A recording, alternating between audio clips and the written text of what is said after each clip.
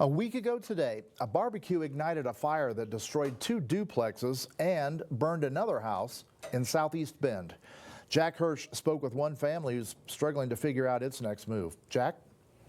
Lee, in total, this fire affected 6 families, and that family that I spoke with today has still been unable to find a new home.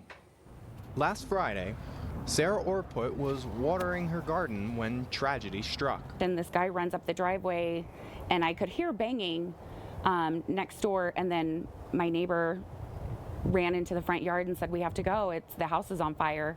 An ember from her neighbor's charcoal grill sparked a fire that eventually engulfed their duplex, the one next to them, and a third home behind them. You feel for people when you hear them, when you hear about this happening, and people who lose their houses to a wildfire, and it breaks your heart.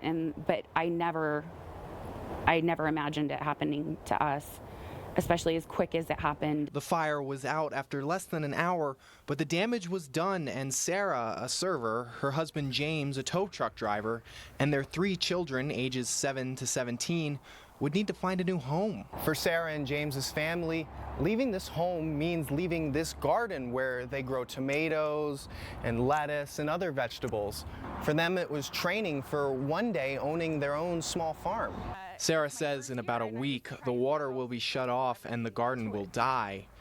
And her dream of owning a farm is on hold. It didn't even really hit us until we got back here the next day. Yeah. And then it was then it was a bummer. For now, their family is set up at a hotel by the Red Cross, but they still don't have a place after next week when that runs out. They have been unable to find a new home in Bend that fits their budget.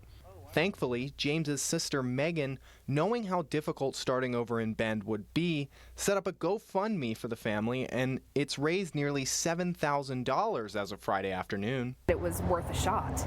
I didn't know that we were going to have the response that they've had to the GoFundMe. People have been amazing and generous and loving and come out of the